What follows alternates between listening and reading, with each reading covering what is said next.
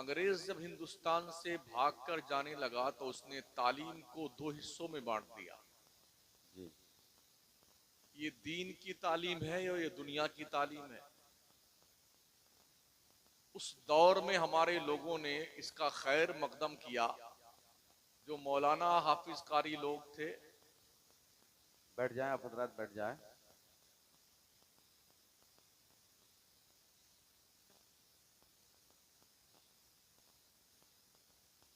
पत्ता खड़केगा तो मुसलमान का दिल धड़केगा, वो बुजदिली का दौर हमारे यहाँ आ चुका है। एक बल्ब से धुआं निकलने लगा तो सबके चेहरे का धुआं निकलने लगा, है ना। दुनिया के हालात को कैसे फेस करेंगे।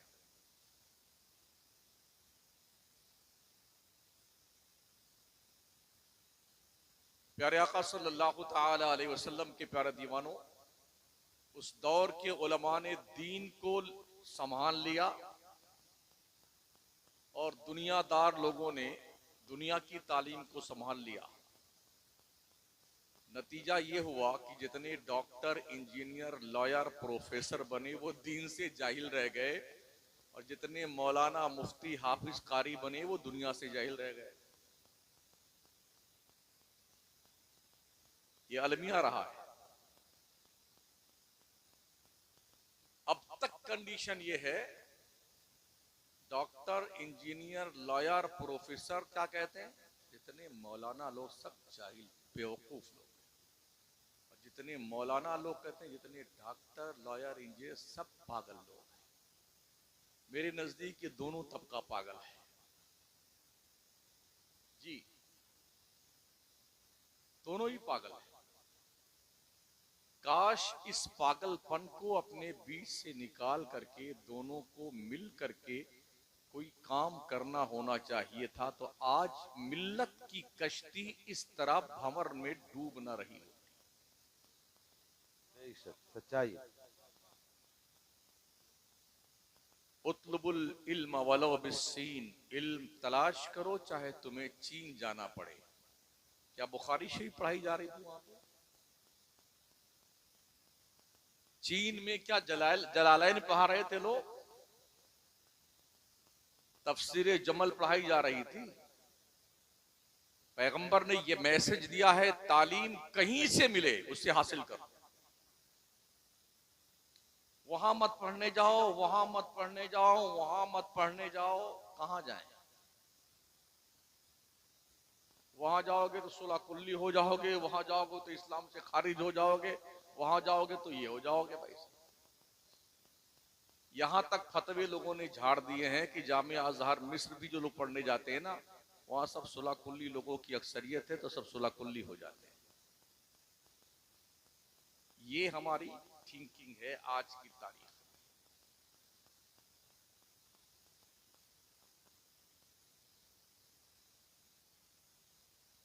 अल्लाह ने शऊर दिया है, सोचने समझने की सलाहियत अता फरमाई है। इल्म हमारे बाप आदम की वरासत है। हमारे बाप आदम को सजदा करने की बुनियाद पर जो फरिश्तों ने सजदा किया था, वो इबादत की बुनियाद पर नहीं, रोजा, हज, ज़कात की बुनियाद पर नहीं किया था, इल्म की बुनियाद पर किया। हालांकि जिस दौर में ये पैगाम अल्लाह का आया था, इकरा, उस दौर में जो माहौल था बुत परस्ती का था, शिर्क का था, कुफ्र का था। शिर्क और कुफ्र के मुकाबले में इकरा का मैसेज समझ से परे है। ओ बुदू वरकऊ वसजुदू, उसूल ये कहता है कुफ्र और शिर्क के मुकाबले में इबादत का हुक्म आना चाहिए था, मगर रब ने इबादत का हुक्म नहीं दिया, इल्म का हुक्म दिया। सीखिए, पता चला इबादत करने के लिए भी इल्म की शदीद जरूरत है। बेशक बेशक बेशक। अगर आपके पास इल्म नहीं है तो आप इबादत नहीं कर सकते हैं। और हमने देखा है, जो इल्म नहीं सीखते हैं ना, जो नमाज पढ़ने आते हैं, 60-60 साल हो गए नमाज पढ़ते हुए, नियत बांधने के बाद ऐसे पीछे देखते हैं कि ये कैसे रुक जाता है, ऐसे यूं देखते हैं, कनखियों से देखा करते हैं नियत बांधे बांधे, इल्म नहीं है ना। जो लोग पढ़ते हैं वही आगे बढ़ते हैं।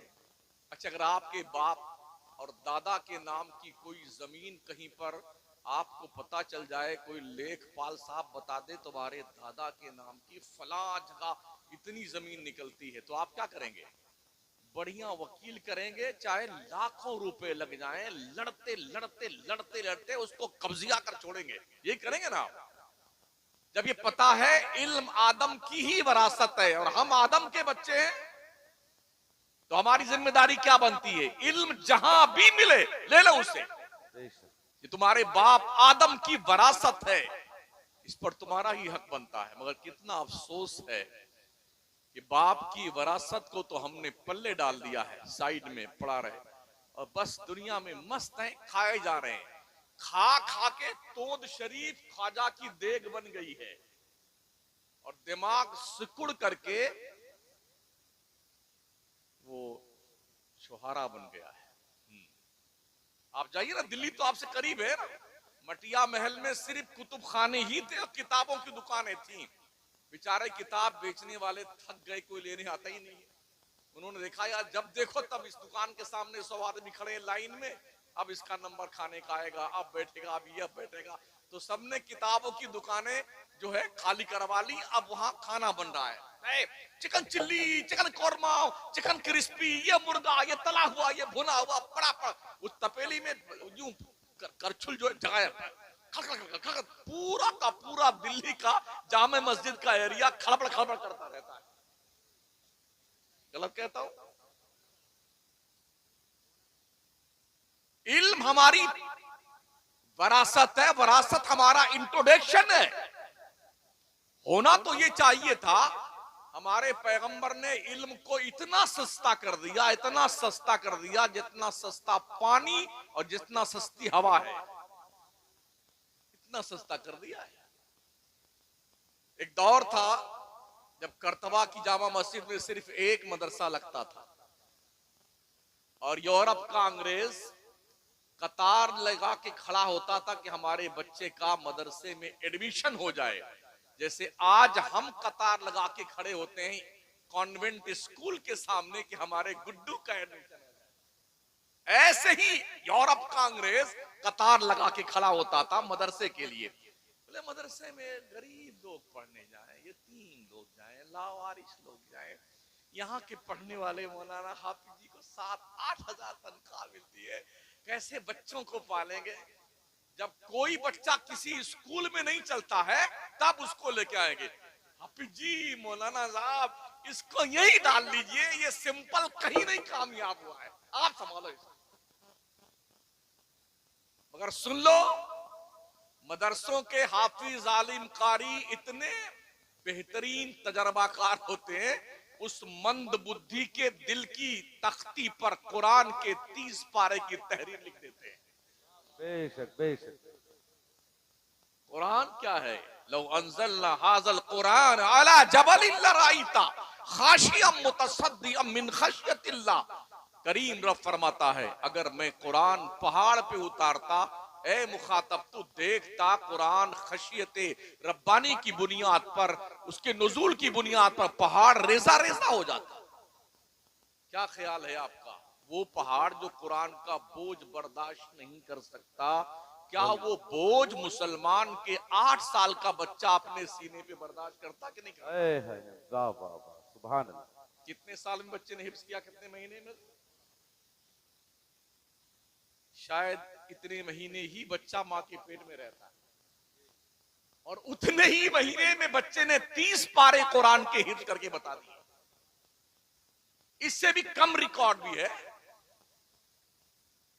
अभी लॉकडाउन के पीरियड में जब पढ़ाई लिखाई बंद थी या ऑनलाइन थी, तो बंबई में मुंब्रा की जमीन पर एक इंजीनियरिंग करने वाले स्टूडेंट ने सिर्फ और सिर्फ 4 महीने में कुरान हिफ्ज किया। सुभान अल्लाह सुभान अल्लाह। और इसी हिंदुस्तान की सरजमीन पर इमाम अहले सुन्नत सैयदी सरकार आला हजरत ने 1 महीना नहीं 35-40 घंटे की ही मुद्दत में आला हजरत ने कुरान हिफ्ज किया है। सुभान अल्लाह, सुभान अल्लाह, सुभान अल्लाह। ये अलग बात है कि हम आला हजरत का तारुफ नहीं करवा सके अब तक दुनिया के नक्शे पे। हमने तारुफ करवाया है तो दुआ तावीज के नाम पर, फातिहा के नाम पर, जी चिराग जलाने के नाम पर, और मजार शरीफ पे चादर चढ़ाने के नाम पर, पीरी मुरीदी के, हमने इस हैसियत से इमाम अहले सुन्नत का इंट्रोडक्शन करवाया है। अगर सही मानों में आला हजरत का तारुफ करवाया जाता, इस देश में इमाम अहले सुन्नत को नोबेल पुरस्कार दिया जाता। इसलिए कि इमाम अहले सुन्नत ने 1, 2, 10, 5 नहीं, 107 इल्मो फन पर किताबें लिख छोड़ी। सुभान अल्लाह, सुभान अल्लाह। इमाम अहले सुन्नत को समझना इतना आसान नहीं जितना लोगों ने समझ रखा है। दरसे निजामी पर मुकम्मल उबूर प्लस MSc की तालीम हो तब आला हजरत को समझा जा सकता है, वरना सब बाउंसर जाएगा। हमने तारुफ नहीं करवाया।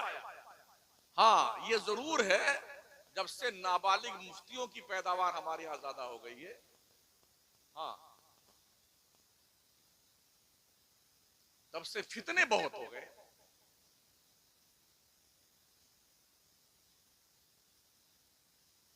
आला हजरत की किताबों को जो प्रोफेसर, लेक्चरर, पढ़े लिखे लोग हैं उन तक पहुंचाने की जरूरत है जी। आज स्कूल, कॉलेज, यूनिवर्सिटी में सुन्नी प्रोफेसर आपको शायद आंख में सुरमा लगाने के बराबर मिले। नदवी, सल्फी, मजाहरी, कासमी, मौदूदी, बने जाने क्या क्या है, इक्का दुक्का कोई सुन्नी मिलता है। मदरसे में 5% बच्चे पढ़ने आते हैं, 95% बच्चे स्कूल कॉलेज में पढ़ने जाते हैं। इन बच्चों के ईमान के तहफ्फुज के लिए आपके पास क्या लाए हैं अमल? जो यूनिवर्सिटी में पढ़ रहे हैं, है कोई फॉर्मूला आपके पास में? यहां तो फतवे झाड़ते हैं, अरे वो वहाबी से बात कर रहा था इसलिए ये भी वहाबी हो गया। जी नहीं, किसी से बात करने से कोई वहाबी नहीं होता।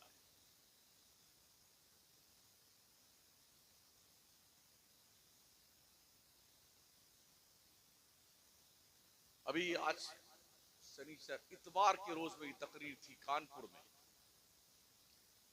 एक अल्लामा डॉक्टर मुश्ताक साहब हैं, वो इलाहाबाद में PhD कर रहे थे। उन्होंने कहा कि एक प्रोफेसर साहब थे जो सुन्नी तो नहीं थे, मगर वो मानते थे कि अरबी जबान पर सबसे ज्यादा खिदमत फला साहब ने की है। तो डॉक्टर साहब ने फरमाया कि मैंने आला हजरत की एक किताब उनको दिया, प्लीज इसे पढ़िए।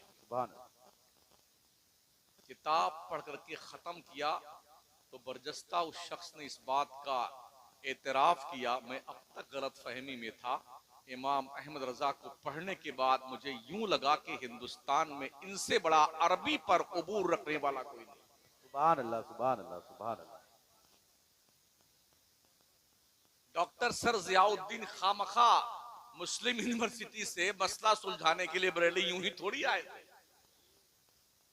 आला हजरत किसी यूनिवर्सिटी में पढ़ने नहीं गए, किसी कॉलेज में नहीं गए, आउट ऑफ इंडिया भी पढ़ने नहीं गए। ये उलूम अल्लाह करीम ने अपने करम से अता फरमाए थे।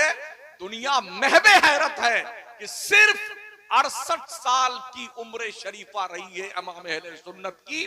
हर घंटे पर इमाम अहले सुन्नत ने मिल्लत को एक किताब अता फरमाई। सुभान अल्लाह, सुभान अल्लाह। हर 4 घंटे पे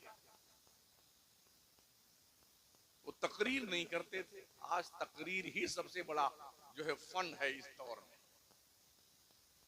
जो तकरीर कर ले जाए वो अल्लामा, फहामा और गजाली दौरा, यानी उनके अलकाब पढ़ते पढ़ते आपकी आंखें पथरा जाएंगी।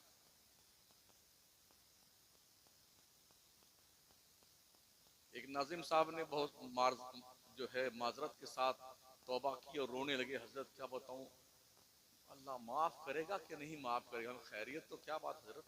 बोले रोजाना झूठ बोलना पड़ता है, कोई पढ़ा लिखा नहीं होता उसको भी अल्लामा फहामा और मुफ्ती बनाना पड़ता है। मैं रोज तौबा करता हूँ। हमने ऐसी तौबा किस काम की कि सुबह को पी शाम को तौबा कर ली, रिंद के रिंद रहे हाथ से जन्नत न गई। सुबह तौबा करते हैं, रात में फिर वही कारोबार करते हैं, फिर वही झूठ का कारोबार। भी मेरे नाम के सामने अलकाबो आदाब की बाज़ाब्ता तौर पर एक नहीं 2-4 कुंटल के अलकाबो आदाब लगा दिए जाएं, तब भी मैं शमसुद्दीन कादरी ही रहूंगा।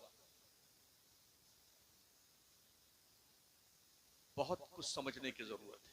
अभी इमाम जाफर सादिक के कूंडा के न्याज के हवाले से ये जो भी महीना तशरीफ ले गया है ना, इस बात पर मुफ्तियों के कलम की स्याही खुश्क हो रही थी। 22 को न्याज नहीं करना है, 15 को करना है, नहीं 15 को नहीं करना, 22 को करना है। अगर 22 में कोई न्याज करेगा तो तुम्हारा जनाजा उड़ जाएगा। 15 को न्याज कोई कर लेगा तो तुम्हारे को मौत आ जाएगी। यानी खामखा के उन्वान पर अपने दिमाग की बत्ती क्यों गुल कर रहे हो यार? बहुत सारे मैदान पड़े हुए हैं और तशना काम है, वहां पर काम करने की जरूरत है। बहुत सारे इलाका जात ऐसे हैं कि मुसलमान कलमा तो पढ़ता है मगर उसके घर में अब भी मूर्ति रखी जाती है। पहुंचे वहां तक हम दीन का काम करने के लिए?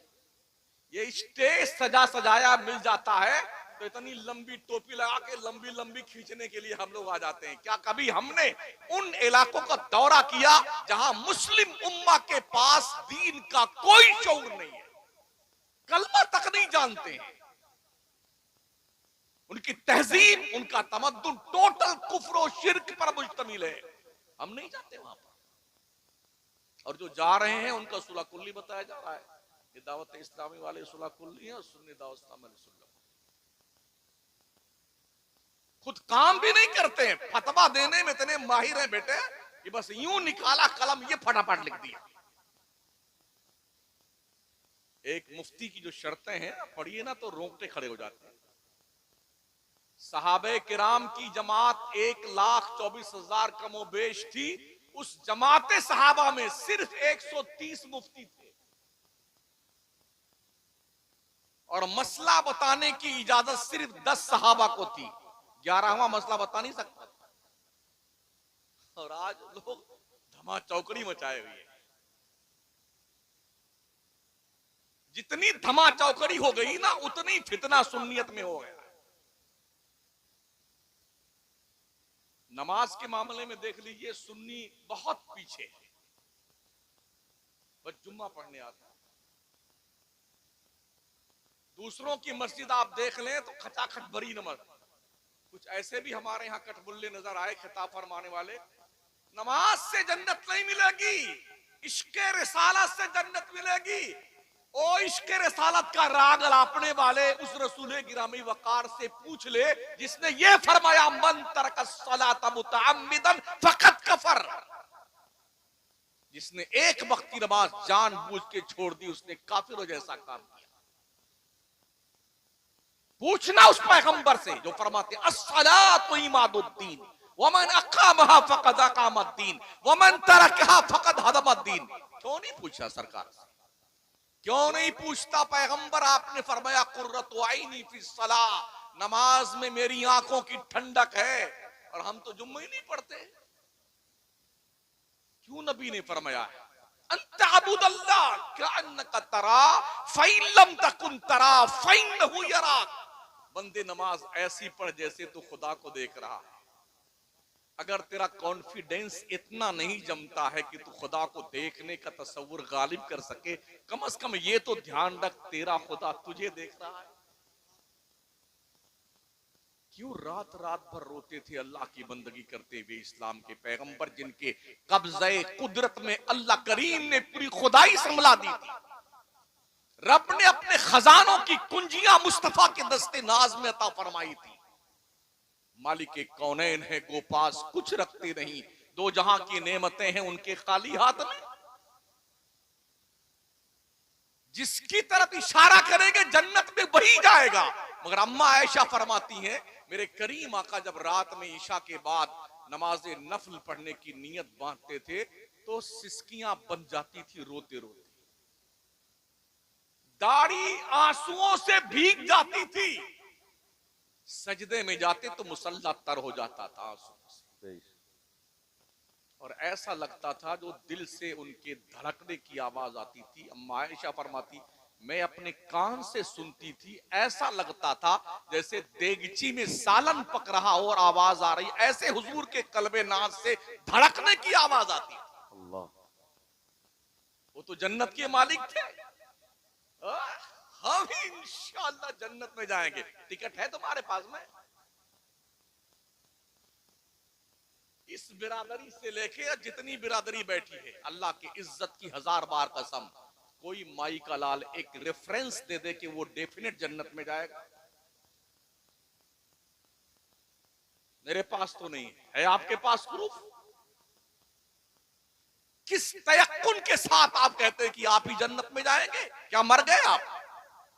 जन्नत में जाने ना जाने का फैसला जानते हो किस पे है? फमन ज़ुहज़िहा अनिन नार व उदखिलल जन्नत फ़क़द फ़ाज़ व मल हयातुद दुनिया इल्ला मताउल गुरूर। जो दोज़ख से बचाकर जन्नत में डाल दिया गया वो कामयाब है। बेशक। दुनिया की जिंदगी मियां खेल कूद की जिंदगी है। अभी तो हम मरे ही नहीं है, पता ही नहीं चला जन्नत में जाएंगे नहीं जाएंगे। वेटिंग लिस्ट टिकट लिए बैठे हैं बड़े पावरफुल एतमाद के साथ। कन्फर्म टिकट था वीवीआईपी का जन्नत का, जिनके पास रोते रोते चेहरे पे नालियां बन गई थी, आंसू बहते रहे। सिद्दीक़ अकबर अफज़ल खल्क़ बादल अंबिया वल मुरसलीन फरमाते, काश मेरी माँ मुझे पैदा ना करती, मैं अल्लाह को जवाब क्या दूं? अल्लाह, जिनकी नेकियां आसमान के सितारों के बराबर है, जिनकी शान में कुरानी आयात उतरी है, जो सफर में, खलवत में, जलवत में, हजर में, गार में, मजार में हुजूर के साथ में है, वो कहते काश मैं बकरी का बच्चा होता, लोग जिबा करके मुझे खा जाते, मैं अल्लाह को जवाब क्या दूं? कंफर्म टिकट था।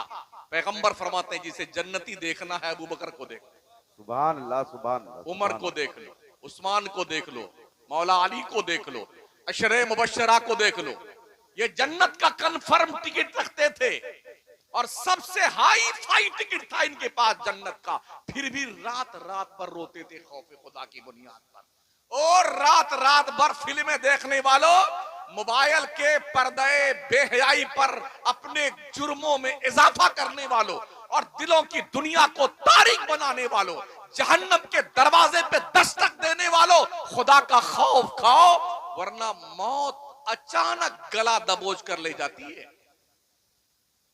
ऐनमा तकुनु युदरिकुमुल मौत वलौ कुंतुम फी बुरूजिन मुशय्यदा। तुम चाहे मजबूत किले में बंद हो जाओ, मौत का आहनी पंजा तुम्हारे गले को दबोच कर लेके जाएगा। आखिर मरने के बाद तो अल्लाह के यहाँ जाना ही है ना, अल्लाह की तरफ पलट के जाना। इन्ना लिल्लाहि व इन्ना इलैहि राजिऊन का क्या मतलब होता है? बेशक हम अल्लाह ही के लिए हैं, हमें भी पलट के अल्लाह की तरफ जाना है। मरने के बाद जाओगे, ओ जिंदगी में पलट आओ ताकि आसानी पैदा हो जाए। ये मेरी बिल्डिंग, ये जायदाद, ये प्रॉपर्टी, ये मनकूला, ये गैर मनकूला, ये फला, ये ढका, तेरा कुछ नहीं है। ओ मंगते सुन, तेरा कुछ नहीं है। या अय्युहन नास अंतुमुल फुकराओ इलल्लाह। ए लोगो, तुम सब मंगते हो अल्लाह के दरबार के, भिखारी हो, शान बगाड़ते हो। फॉर्च्यूनर लेके यूं चलेगा भैंस की तरह कूदता फांदता, पगला कहीं का। डर खुदा से, खौफ खा अपने रब का। एक दिन सरकार अबू हुरैरा प्यारे नबी अलैहि सलाम के साथ निकले, मदीने शहर से बाहर निकले, आखिर में एक कब्र देखी। मेरे नबी फरमाते हैं, अबू हुरैरा ये कब्र देख रहे हो? कहा हाँ या रसूलल्लाह देख रहे। फरमाते हैं जब से इसका इंतकाल हुआ है तब से रोज ये अल्लाह से रिक्वेस्ट करता है, या अल्लाह एक बार फिर से दुनिया में भेज दे 2 रकात नमाज पढ़ने के। मगर अबू हुरैरा कयामत तक इसकी ये ख्वाहिश पूरी नहीं की जाएगी। अभी तो हम मरे नहीं हैं, मर गए क्या? मरे हैं, जिंदा है ना, अभी मरे नहीं हम। 2 रकात नहीं, 200 2000 रकात पढ़ सकते हैं। कहीं ऐसा ना हो जब तुम पढ़ने का इरादा करो तो तुम पढ़ने के लायक न रहो। मस्जिदों में कुर्सियां देखी है, नहीं देखी है? कुर्सी देखी ना मस्जिद में, हरमैन तैयबैन में तो हजारों कुर्सियां हैं, एकदम मुश्तंडा जाता। पढ़ पढ़ बेटे पढ़। अल्लाह ने एक नस खींच दी है कमर की, दुनिया का कोई डॉक्टर उसका इलाज नहीं कर सकता है। यहाँ भी पट्टा यहाँ बताओ, यहाँ में पढ़ ले बेटे। अभी ठीक और ठीक ढंग से सजदा कर लो अल्लाह को। बंदा जब सजदे की आलम में होता है तो अपने रब के बहुत करीब होता है। दुनिया में किसी मिनिस्टर, किसी एमपी, किसी मुख्यमंत्री या प्रधानमंत्री से मिलने के लिए बड़े सोर्स और जतन करने के बाद 10, 20, 25 मिनट का मिलने का मौका मिलता है तो लोग पागल हो जाते हैं। ऐसे की तैसे अब फोटो खींच कर रखता है। ये फोटो देखिए ना, मिनिस्टर साहब के साथ फोटो, और जन्नत का टिकट है तेरा। ओ लोगों सुनो, अल्लाह किसी मुल्क का मुख्यमंत्री नहीं है, प्राइम मिनिस्टर नहीं है, किसी स्टेट का मुख्यमंत्री नहीं है, किसी मुल्क का प्राइम मिनिस्टर नहीं है। मेरा रब वो है, लिल्लाही मा फिस समावाति व मा फिल अर्द, लिल्लाही मुल्कुस समावाति वल अर्द। अल्लाह ही बादशाह है जमीनों और आसमानों का। जो कुछ जमीनों आसमानों में सबकी मिल्कियत अल्लाह के दस्ते कुदरत में है। जितने प्रधानमंत्री, अंतरी, संतरी, जंतरी हैं, सब रब के दस्ते कुदरत में बंधे हुए हैं। सुन लो, वो रब फरमाता, मेरे बंदो तुम मुझसे मिलना चाहते हो, मुझसे बात करना, मैं अहकमुल हाकिमीन, बादशाह आजम हूं, मैं सबसे बड़ा, कोई मुझसे बड़ा नहीं। मुझसे मिलना चाहते, मैंने अपनी तरफ से 5 वक्त की नमाज तुम्हें दे दी है। जब भी मुअज्जिन अजान दे, मुझसे मिलने और बात करने के लिए चला आया कर बंदे। बेशक बेशक बेशक। और फिर भी तेरा दिल नहीं भरता तो रात में उठ इशा के बाद चुपके से मुसल्ला उठा और रात भर मुझसे बात कर, मैं तुझसे मिलने को तैयार हूं। बेशक बेशक, सुभान अल्लाह सुभान। क्या हम कभी इसका एहसास करते हैं? कभी नहीं। हमने देखा है मरने वालों को, पजामे खराब हो जाते हैं, कुछ लोग कहते हैं अरे मौलाना जो होगा देख लेंगे, देख लेंगे। मरते ही लोग ऐसे आंख खुली तक रही है, रूह निकल गई, यूं देख रही हूं, झटा झट बंद कर, बिस्मिल्लाह वाला मिल लेते, बंद कर। यूं मुंह खुला हुआ तो यहां रस्सी बांध दी जाती है, ये टंकी पे इतना बड़ा पत्थर रख दिया जाता है, टांग को यूं मिला के यहां धागा बांध दिया जाता है। कल्ला इज़ा बलगति तराकी वकीला मन राक वज़न्न अन्नहुल फिराक वल्तफ़ति साक़ु बिस्साक़ इला रब्बिका यौम इज़निल मसाक़। अल्लाह कहता हाँ हाँ, जब जान गले में अटक जाए तब क्या कहा जाता, अरे किसी हाफिज जी को बुलाइए ना यासीन पढ़ने के लिए, बुलाइए बुलाइए, किसी झाड़ फूक वाले को बुलाइए।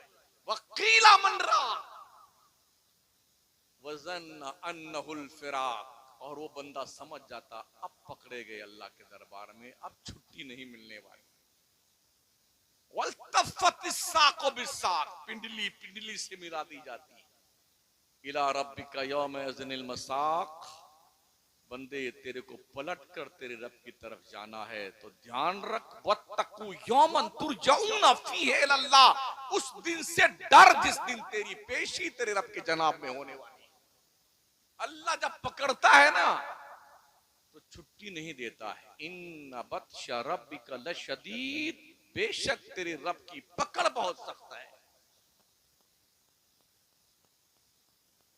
जो कुछ दिया है ना अपने, उस पर शुक्रिया अदा किया अपने परवरदिगार। अल्लाह कहता लइन शकरतुम लाज़ीदन्नकुम, मेरे बंदो अगर तुम मेरा शुक्रिया अदा करोगे मैं तुम्हें और ज्यादा नेमतें दूंगा। वलइन कफरतुम इन्ना अज़ाबी लशदीद, अगर तुमने कुफरान नेमत किया तो सुन लो मेरा अजाब बहुत सख्त है।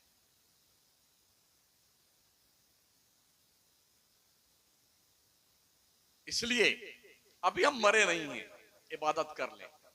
जो कुछ भी आप कमा रहे हैं, बैंक बैलेंस कर रहे हैं, फिक्स डिपॉजिट, लाइफ इंश्योरेंस, किसान विकास पत्र, इंदिरा विकास पत्र, जितने अत्र पत्र सत्र गत्र है ना, जमीन जायदाद, ये सब इधर मरे नहीं, मरने से पहले चाबी छीनी जा रही, अम्मा की चूड़ी निकाली जा रही है, पाजेब छीने जा रहे हैं।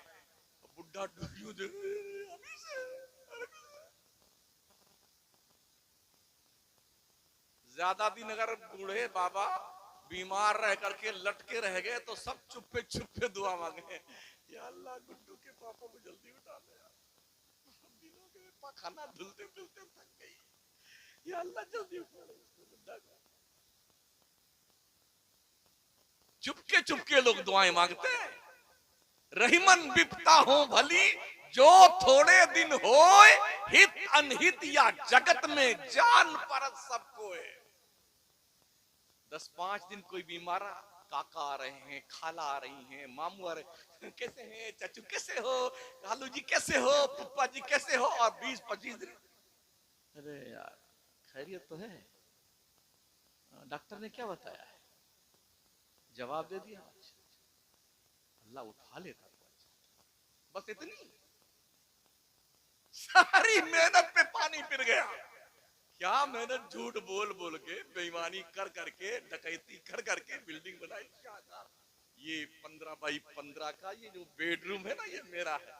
इतना मोटा गद्दा इस बेंच का लगा हुआ है, नींद नहीं आती, नींद की गोली खा के सोता बेटा। सहाबा सूखी रोटी खाते थे, इस हाथ का तकिया बना के जमीन पर हाथ रख के सो जाते थे और चैन की नींद सोते थे। सुभान अल्लाह, सुभान। वो उमर जिसका नाम सुनकर अब तक दुनिया दहशत ज़दा है, उस उमर फारूक आजम को भी दुनिया ने देखा था वक्त का अमीरुल मोमिनीन नंगी पीठ मस्जिद नबवी की चटाई पे सोता है कि जिसमें नाज पर चटाई के निशानात बन जाते हैं।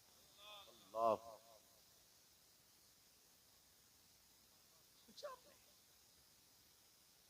सोचिए और 100 बार सोचिए। अगर आप देश में तरक्की करना चाहते हैं तो आपको पढ़ना कंपलसरी है, ये ध्यान रखना। पढ़ते जाइए, आगे बढ़ते जाइए।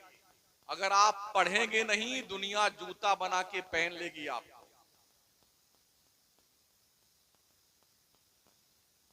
जितने अनिस्टर मनिस्टर है ना, इनका कोई बच्चा जिंदाबाद जिंदाबाद का झंडा लेके अपने मुल्क में नहीं घूमता है। कनाडा, जर्मनी, बर्तानिया और जी लंदन, अमेरिका, कहां कहां पढ़ रहे इनके बच्चे। हम भी एमएलए, हमारा गुड्डू भी एमएलए, हम भी मिनिस्टर, मेरे गुड्डू सुपरवाइजर भी मिनिस्टर।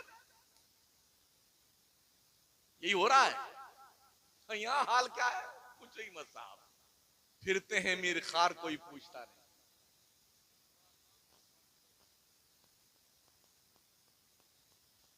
याद रखें साथियों, जो घर आपने बनाया है ना, कोई जरूरी नहीं है कि उसमें आप कुछ दिन रह भी पाए।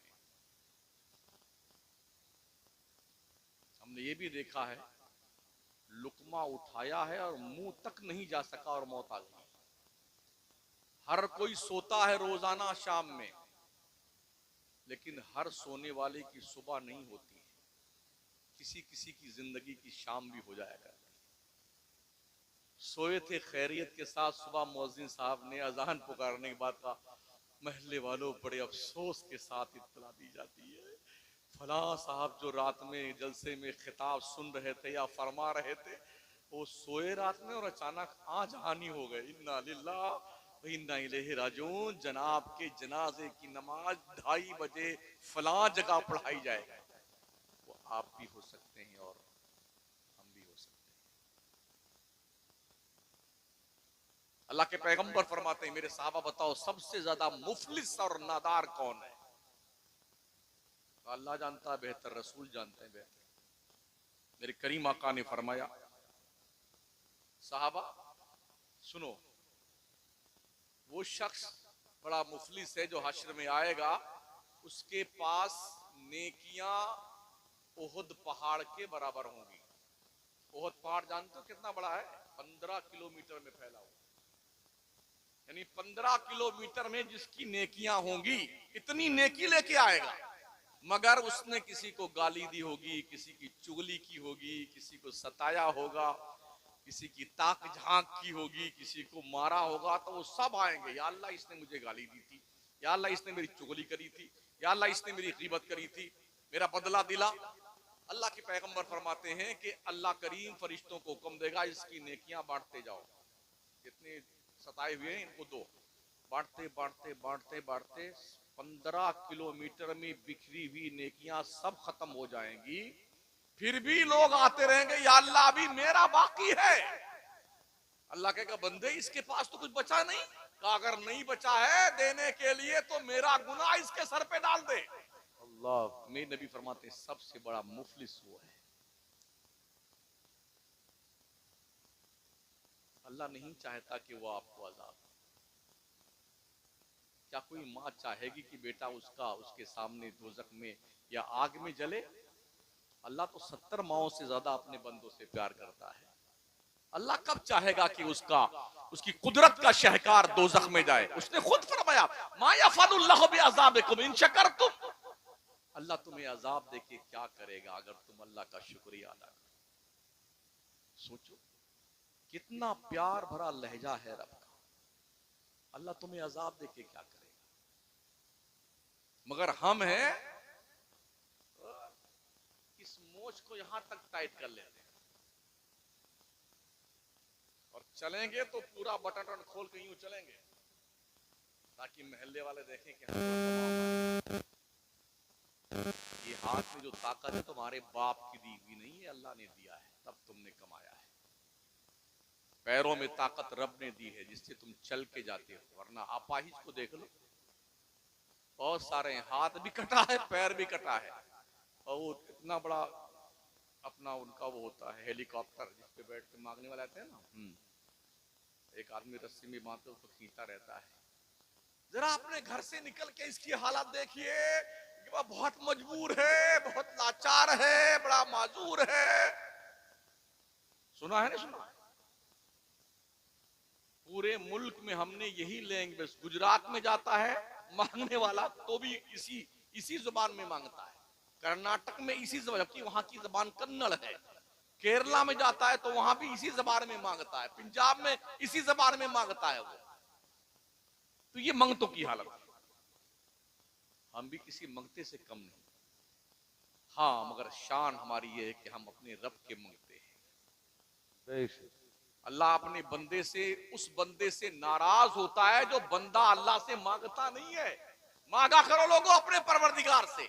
तो मैं अर्ज कर रहा था, तालीम की अहमियत बड़ी ज्यादा है इस्लाम के नजदीक। अपने बच्चों को पढ़ाओ। महाराणा के सादात का ये फरमान जहन में रखो, आधी रोटी खाओ, बच्चों को पढ़ाओ। अगर साल महीने में 30 दिन आप मुर्गा, मछली, तीतर, बटेर खाते हैं ना, एक दिन खाइए। 29 दिन का मछली का पैसा, मुर्गा का पैसा बचा के अपने बच्चों की तालीम पे खर्च कीजिए। शादी ब्याह में बच्चों की शादियों पर 20-20 लाख, 50-50 लाख, 1-1 करोड़ खर्च करके अपने पागलपन का सबूत देने वालों, अपनी बच्चियों के क्वालिफिकेशन पे वही पैसा खर्च करो, यही जहेज बना दो उसका। तालीम ही जहेज है। जब तक हमने अपने हवाले से ये जिम्मेदारी महसूस नहीं की, तब तक हमारे माशरे में इल्म की रोशनी तशरीफ नहीं ला सकती। इसलिए पढ़िए साथी। हमारे कुछ दोस्त इजराइल में रहते हैं, उन्हें बताया सर तो हम मुसलमानों के बच्चे अगर 60% नंबर ले आते हैं ना तो उनको बहुत जो है पुरस्कार दिया जाता है और बहुत खुश होकर के गिफ्ट दिया कि मुसलमान के बच्चे 60% लेके आए। लेकिन जब उनके बच्चे अगर 90+ भी लेके आते हैं ना तब भी उनको कोई घास नहीं डालता जब तक 98% नंबर लेके ना आए।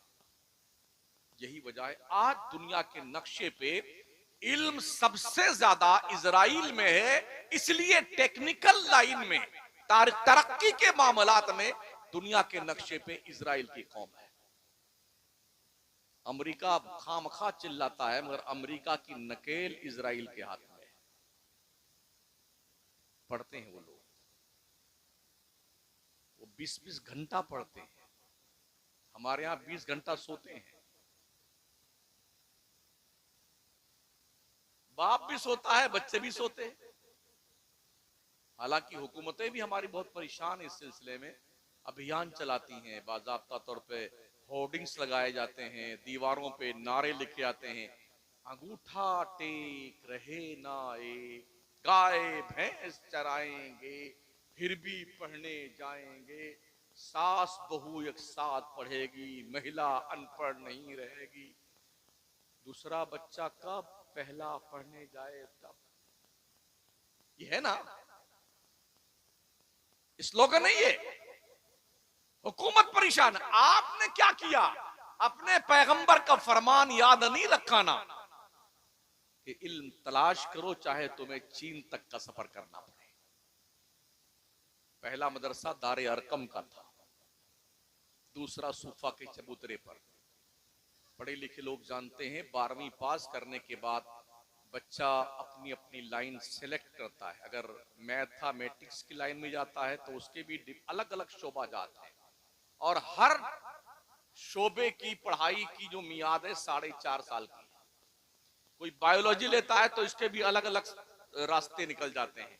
कोई दांत का डॉक्टर बनता है, कोई ईएनटी का डॉक्टर बनता है, कोई ब्रेन का डॉक्टर बनता है, कोई दिल का डॉक्टर बनता है, कोई चर्म रोग विशेषज्ञ बनता है, कोई बोन स्पेशलिस्ट बनता है, कोई शुगर और ब्लड प्रेशर का डॉक्टर बनता है, वगैरह वगैरह।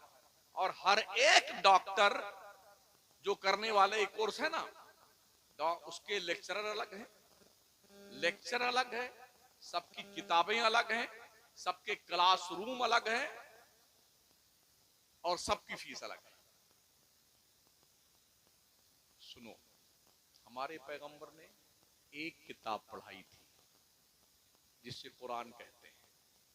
लेक्चर एक, लेक्चरर एक, क्लास एक, स्टूडेंट सब एक ही जगह बैठ के पढ़ते हैं। एक किताब को पढ़ करके डॉक्टर भी बन रहे हैं, इंजीनियर भी बन रहे हैं, लॉयर भी बन रहे हैं, काजी चीफ जस्टिस भी बन रहे हैं, जनरल कर्नल फौजी ये सब बन रहे हैं एक किताब पढ़ करके। आज हमारा हाल ये था, जिसे कुरान पढ़ना, गाने गाता है वो आज और हॉकी खेलता है वो धनी तलवार का।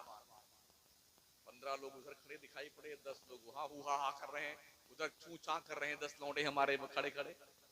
कुछ नहीं इनके पास में, कुछ भी नहीं है सिवाय इसके ये अपनी मौत के मुंतजिर है। किराए पे गाड़ियां लेके आते हैं शान बघाड़ने के लिए, फिर बैठेगी मोटरसाइकिल पर रील बनाएंगे। दोनों इधर ही देख रहे हैं, उधर जाके भैंस से लड़ गए। अभी उदयपुर राजस्थान में एक घर के अंदर 4 मैयत हुई हैं, एक साथ में 4 लोग तशरीफ ले गए रील बनाने।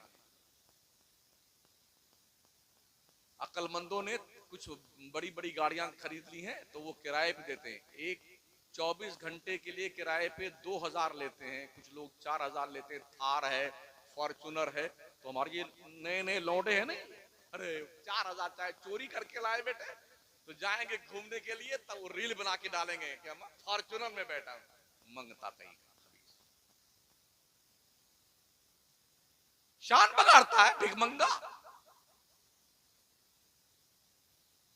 हजरत उमर फारूक आजम रज़ी अल्लाह तआला अन्हु हिजरत फरमा के मेरे पैगंबर मदीना तशरीफ ले गए ना, तो चूंकि मुहाजिरीन ने अपना घर बार सब छोड़ दिया था, खाली हाथ गए थे, तो आका करीम अलैहिस्सलाम ने अंसार और मुहाजिर के बीच में अक़्दे मुवाख़ात कायम किया। एक मुहाजिर साहबी का हाथ पकड़ा, एक अंसार का पकड़ा, दोनों का हाथ मिलाया, तुम दोनों भाई भाई। इस भाई के रिश्ते को इतना निभाया गया जितना आज हम हकीकी भाई का रिश्ता नहीं निभाते। जानते हो क्या किया? हजरत उमर ने फरमाया कि मेरे भाई, आज तुम मदीने के बाजार में कमाने जाओगे, मैं हुजूर की बारगाह में पढ़ने जाऊंगा, मैं जो पढ़ के आऊंगा तुम्हें सिखा दूंगा, तुम जो कमा के लाना आधा मुझे दे देना। और दूसरे दिन हजरत उमर कमाने जाते, दूसरे उनके भाई हुजूर के यहाँ पढ़ने जाते, जो ये पढ़ के जाते हजरत उमर को सिखा देते, उमर जो कमा के लाते आधा उन्हें देते आधा खुद देते। ये पढ़ाई का मिजाज था। कहां हम बैठे पढ़ने के मामले में? पूरी रात हमारा बच्चा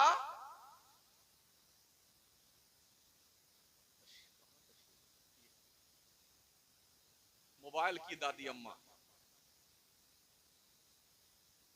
हर एक ने अपने बच्चे को संभला दिया मोबाइल। यहां तक ये बलाए नागहानी छा गई है सर पर भूत बन करके, एक साल भर का बच्चा जब तक इसका कार्टून न खोलो वो खाना नहीं खाता है। ये बला हर घर में है। हाँ, इधर ही देख रहा है वो, और माँ खिलाए जा रही तो कभी कभी 3-3 रोटी खा जाता है। जो एक नहीं खाता ना वो 3-3 खा जाता है। इधर देखता भी नहीं कि माँ क्या खिला रही, बस वही। मेरे पास भी ये दादी अम्मा कई साल से हैं, मगर मुझे सिर्फ 3 चीज का ज्ञान आया इससे। एक तो फोन कर लेते हैं, मिस कॉल देख लेते हैं, और एक व्हाट्सएप में कुछ आता है लिख उख देते हैं, और तीसरा जो है वो जो यूट्यूब पर कोई नात शरीफ सुन लेते हैं या कोई खबर देख लेते हैं। चौथे के बारे में अब तक मुझे इल्म नहीं, यहां तक कि फोन पे करना भी मुझे नहीं आता। बहुत लोग हैं, आप क्यों नहीं सीखते हो मौलाना? हमने कहा जितने लोगों को सीखा देखा है ना वो पगलाए रहते हैं इसी में पूरी रात।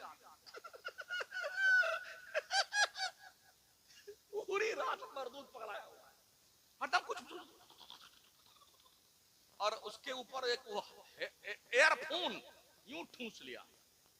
अब चाहे चिल्लाते रहो, आग लग जाए, कमीना मर जाएगा, जल के चलेगा, मगर उसको सुनने में नहीं आएगा। ये है इसने हया का जनाजा निकाला, गैरत का जनाजा निकाला। बेहयाई का प्रकोप इसके जरिए से हुआ। माँ, बेटी, बहन, भाई, जवान बेटा एक ही टेलीविजन के पर्दे सीमी पर अधनंगी, पूरी नंगी दुनिया की औरतों और मर्दों की तस्वीरें देखता हुआ है, मगर किसी को शर्म नहीं आई। सारे इतने बेहया बन गए हैं कि एक जगह बैठ के देखते।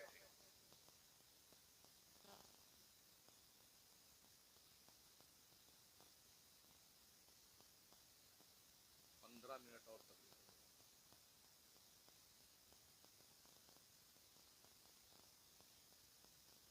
मेरे आका सल्लल्लाहु ताला अलैहि वसल्लम के प्यारे दीवानों,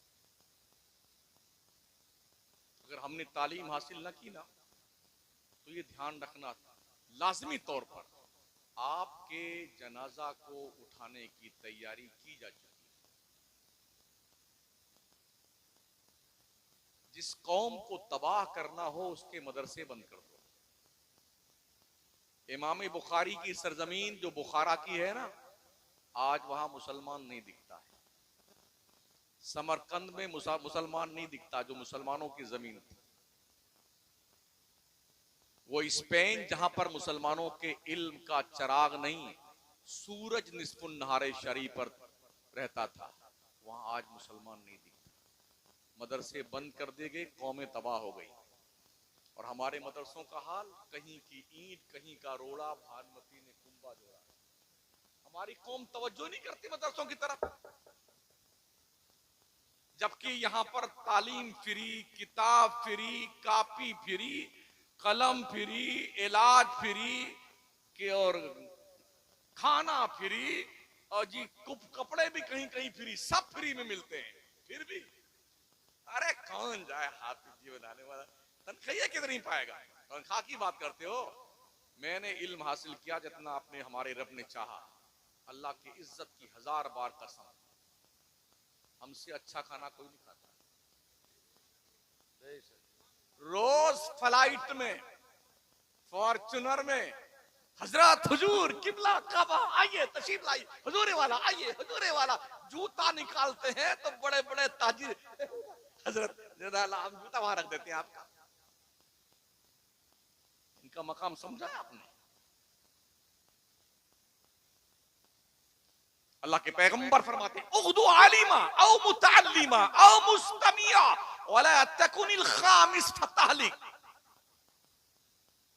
उग्दू आलिमा, या तो आलिम बनो, औ मुतअल्लिमा, या तालिब इल्म बनो, औ मुस्तमिया, या आलिम की बात सुनने वाला बनो, औ मुहिब्बा, या आलिम से मोहब्बत करने वाला बनो, वला तकुनिल खामिस, पांचवा मत बनना वरना बर्बाद हो जाओगे। मगर आज लोग पांचवा ही बन रहे हैं। आज ज्यादा लोग पांचवा ही बन रहे हैं। अगर किसी मौलाना ने कहीं से बेचारे मेहनत करके मोटरसाइकिल ले ली ना, कहीं लंबा हाथ मारा मौलाना ने, हाँ कहीं लंबा हाथ मारा मौलाना। आप चलो तो ठीक है और मौलाना चले तो ठीक नहीं है। ये वो बच्चे हैं ना, नबी के दीन के तालिबे इल्म, फरिश्ते इनके पैरों के नीचे अपना नूरानी पर बिछाते हैं। कहां बैठे हैं आप? किसी मुल्क का प्राइम मिनिस्टर आता हमारे मुल्क में तो हमारे प्रधानमंत्री मोदी जी उसके इस्तकबाल के लिए फ्लाइट से लेकर के जहां तक ले जाना होता लाल कारपेट बिछवाते हैं, यूं छुमुक छुमुक करते हुए जनाब तशरीफ लाते हैं। लाल कारपेट, ये इज्जत की आखिरी इंतहा है। किसी आने वाले मेहमान के लिए लाल कारपेट बिछा दिया जाए। ओ दुनिया के लोगों, ये मुस्तफा के जो मेहमान है हाफिज कुरान तलबा, इनके पैरों के नीचे लाल कारपेट नहीं, जिब्रील का नूरानी पंख बिछाया जाता है।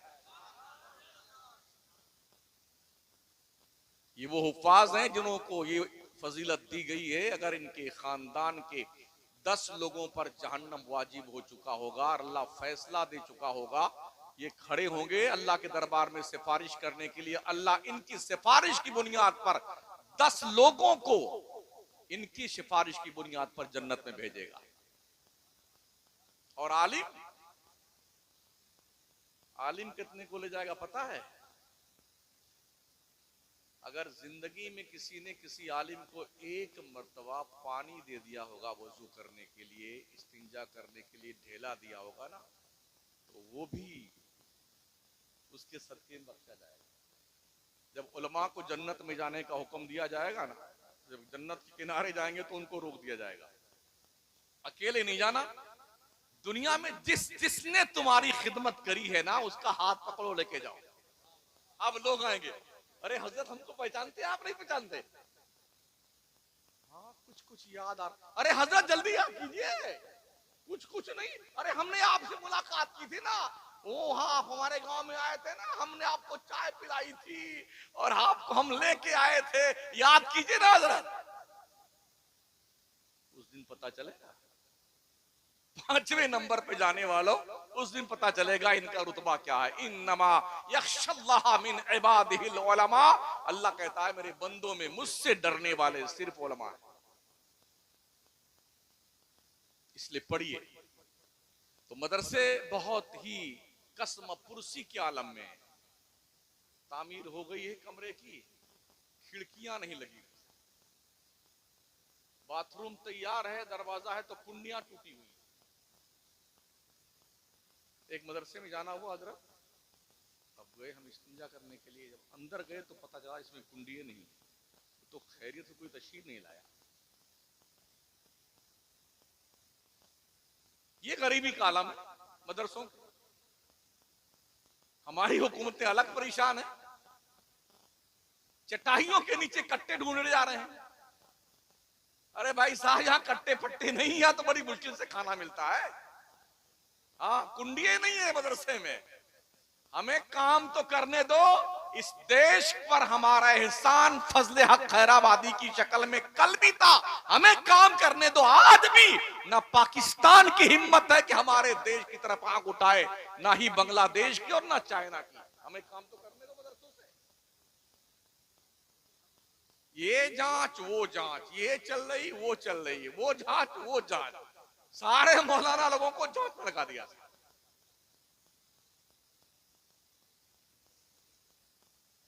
स्कूल वाले क्या करते हैं? स्कूल वाले डोनेशन भी लेते हैं, फीस भी दीजिए, जूता यहीं खरीदना उसमें भी हमारा कमीशन, किताबें भी यहीं लेना है उसमें भी हमारा कमीशन, बैग भी यहीं लेना है उसमें भी हमारा कमीशन है। अब यहां पर थोड़ा सा मामला जो कुछ है उसको मैं क्लियर कर दूं। वो लोग जो पढ़ाते हैं ना, खूबसूरत खूबसूरत लड़कियां रखते हैं, छोटे छोटे 3-3 साल के। अगर कोई ऐसा स्कूल खुल जाए कि पैदा होते ही कोई डाल दे स्कूल में, तो जितने माँ बाप हैं जल्दी से डाल के आ जाएंगे।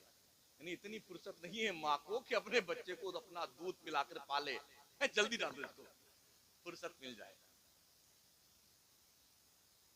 तो 3 साल का बच्चा हुआ लेके गए ना, तो वो जो खूबसूरत लड़कियां होती हैं सज धज के गेट पे खड़ी रहती हैं, इतना बड़ा ट्रे लिए हुए हैं, सजा वजा करके, उसी में चॉकलेट 15-20 क्वालिटी की।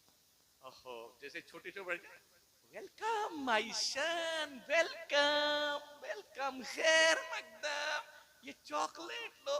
तो बच्चा दूसरे दिन अपने जाएगा। हाँ, वो रोएगा, आप नहीं लेके जाएंगे, वो खुद रोएगा, आपको छोड़ के आना पड़ेगा। और हमारे यहाँ मदरसे में घंटी लग गई ना आप सलाम की, मुस्तफा जाने रहे मरते लाखों सलाम, एक मुला डंडा लिए वहां घूम रहा है, एक वहां घूम रहा है। अब कोई आए तो बताओ बेटे को, घंटी लगने के बाद कोई अंदर प्रवेश किया ना, ए खबीस रुक, उधर उधर रुक, बेचारा वही कांपते कांपते पेशाब कर मारता है। अब सलाम हो गया, दुआ हो गई, सब गए क्लास में, इधर आओ। ऐसा मजसे कोई धोबी का गधा गुम हो जाता है ना, मिल जाए तो वो ठुकाई वो ठुकाई, इतना मारते हैं मौलाना लोग, इतना मारते हैं। मुझे नहीं पता यहाँ क्या हाल है। तो यही लोग बताएंगे, मार मार के। जब बच्चे मदरसे को बैतुल ज़रब समझ लेंगे तो पढ़ने आएंगे। दूसरे दिन वो जब अम्मी कहेंगी बेटे मदरसा जाना, मैं नहीं जाऊंगा, मैं नहीं जाऊंगा, यही होता नहीं होता है। 1 घंटा पहले बुखार आ जाता है। एक कंडीशन, ज्यादा मेहनत करने की जरूरत नहीं। मैंने कल बैठे बैठे एक तखमीना लगाया, 35 करोड़ की मुस्लिम पॉपुलेशन है भारत में तकरीबन।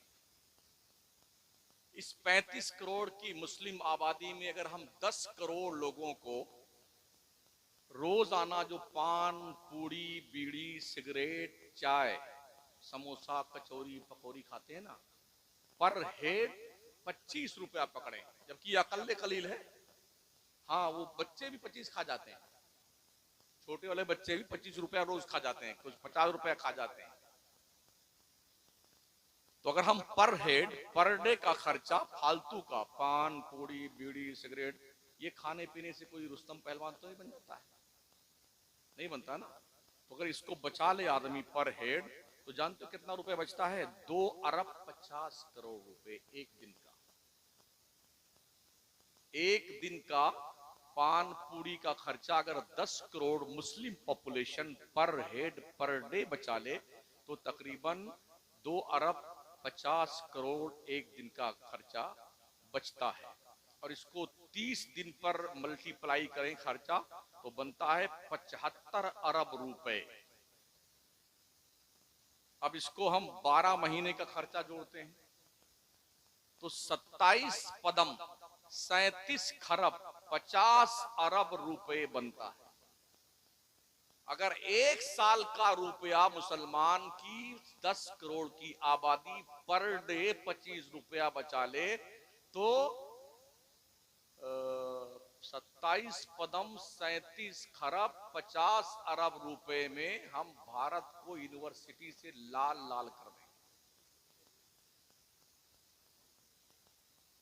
जी, दूसरा पहलू, हिंदुस्तान के अंदर 29 स्टेट है ना, हर स्टेट में बहुत सारे बुजुर्ग हैं जिनका उर्स होता है। उर्स नहीं होता, मेला होता है। अगर हर स्टेट के बुजुर्गों के उर्स को शरई उर्स के हैसियत से मनाया जाए, उर्स की तारीफ क्या है?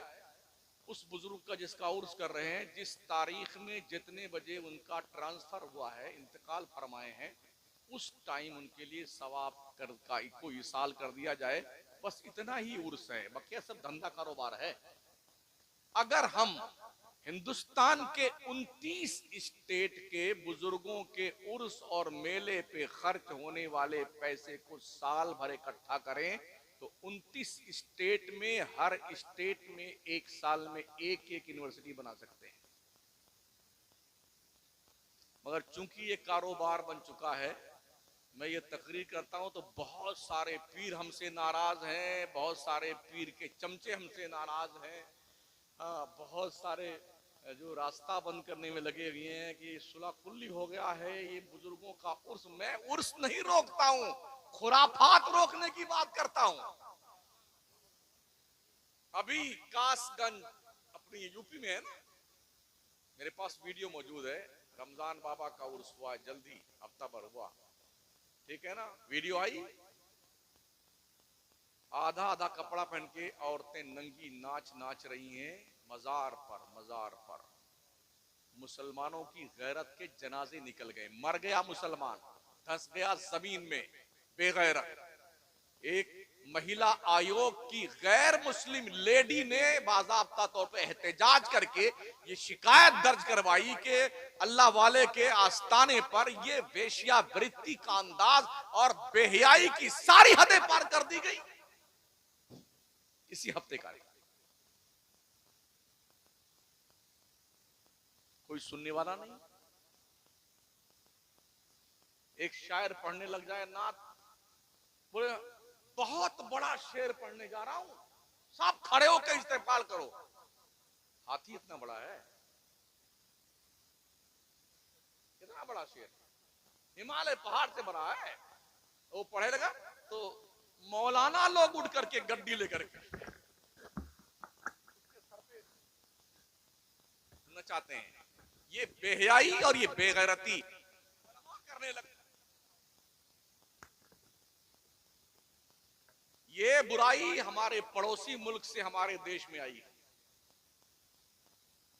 हाँ जी, अब हमारे मुल्क में हर स्टेज पे हंगामा बपा होता है। सब स्टेज के लोग खड़े हो जाएंगे और 10-10 रुपया मुजरा हो रहा है। नबी की नात पढ़ी जा रही है, साहबा हुजूर की बारगाह में बैठते थे ना, मुंडी नहीं हिलाते थे। इस डर से अंदाज होता था कि जैसे कि सर पे कोई चिड़िया बैठी, अगर हिलाएंगे तो चिड़िया उड़ जाएगी। ये था खामोशी का आलम। अदब गाहेस शेर आसमा आज़ारश नाजुक तर, नफस गुम करदा मी आयत जुनैदो बायजीदी जा। लोग सांस लेना बेअदबी समझते हैं। इमाम अहले सुन्नत ने फरमाया हराम की जमीन और कदम रख के चलना। अरे सर का मौका है वो जाने वाले, यहां हुल्लड़बाजी हो रही है, तमाशा हो रहा है नबी के मिंबर पर, स्टेज पर। और अफसोस सद अफसोस ये है कि उलमा, फौजला, हजरत, हुजूर और पीरो साहब नाचने लगते हैं। इससे हम कौम को क्या मैसेज देना चाहते हैं? पूरी रात के जलसे हमारे हो रहे पूरे मुल्क में, कश्मीर से कन्याकुमारी तक हर रोज करोड़ों नहीं अरबों खरबों रुपए हमारे जलसों पे खर्च हो रहे हैं। लेकिन जो नमाजी कल थे 3 सफ में या 1.5 सफ में या 1 सफ में या 5 लोग थे, अभी भी सुन्नियों की मस्जिद में उतरी नमाजी है। अभी एक मौलाना की वीडियो वायरल हुई थी पिछले 2 महीना पहले, बेचारा ऐलान कर रहा है मस्जिद में फजर के बाद, भाइयों कम से कम आज तो आ जाओ, 4 दिन हुआ मस्जिद में जमात से नमाज नहीं हुई। क्या फायदा इन जलसों से यार? जिस जलसे से हमारी कौम के लोगों को कोई फायदा ना मिले, वो जलसे किस लिए किए जाते हैं? बिहार झारखंड जाइए, फजर की अजान हो जाती जलसे में, एक दिन तो मुजफ्फरपुर में आधी तकरीर मुझे फजर की अजान से पहले खिताब फरमाना पड़ा और आधी तकरीर अजान के बाद करना पड़ा। जब मस्जिद में नमाज पढ़ने गए तो हम 3 आदमी थे। क्या हो गया हमारे?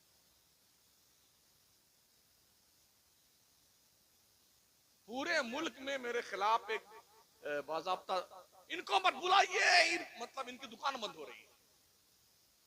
जिनकी दुकान बंद हो रही है बड़े परेशान है बेचारे। हाँ, बहुत परेशान है। इनको मत बुलाओ, ये वो है, वो फला है, वो फला है। हम इतना जानते हैं कि हम हुजूर के गुलाम हैं, बस खत्म बात। जान है इश्क मुस्तफा, रोज फजू करे खुदा, किसको हो दर्द का मजा नाज़े दवा उठाए। ए इश्क तेरे सदके जलने से छुटे सस्ते, जो आग बुझा देगी वो आग लगाई। हमने किसी से अपने गुलामे रसूल होने का प्रूफ नहीं लेना है। अल्लाह बेहतर जानता है कि मैं क्या कर रहा हूं और क्या नहीं कर रहा। अल्लाह मुझे भी अमल की तौफीक बख्शे और आप सभी को। वक्त के दामन में अब तंगी है मेरे लिए, वरना कुछ और बोलता मैं। 1 घंटा तो हो ही चुका है, अब इससे ज्यादा नहीं जी। हाँ, बस वही करने जा रहा हूँ। आपसे इतनी गुजारिश है कि नमाज पढ़िए, ये आपकी अपनी प्रॉपर्टी है। जो कुछ कमाए हैं सब लोग छीन लेंगे। नमाज आपकी वो पर्सनल पूंजी है जो किसी नॉमिनी को नहीं मिलेगी। हाँ, बैंक में पैसा जमा करते हैं ना तो पूछता है मैनेजर, अगर अचानक आपका ट्रांसफर हो जाए तो ये किसको दिया जाएगा पैसा? तो आदमी नॉमिनी दर्शाता है, बेगम को दे देना, मेरे गुड्डू को दे देना, गुड़िया को दे देना, ठीक है ना। मगर नमाज वो इबादत है जो किसी नॉमिनी को नहीं है। तुम मर के जाओगे ना कब्र में, तो ये कब्र में तुम्हारे रोशनी बन के आएगी, मीज़ान अमल पर तुम्हारे नेकियों में इजाफा करने आएगी, पुलसरात पर चलने में मदद करने आएगी। इसलिए नमाज किसी भी हाल में मत छोड़ो, सुन्नी बन के रहो। सुन्नी इमाम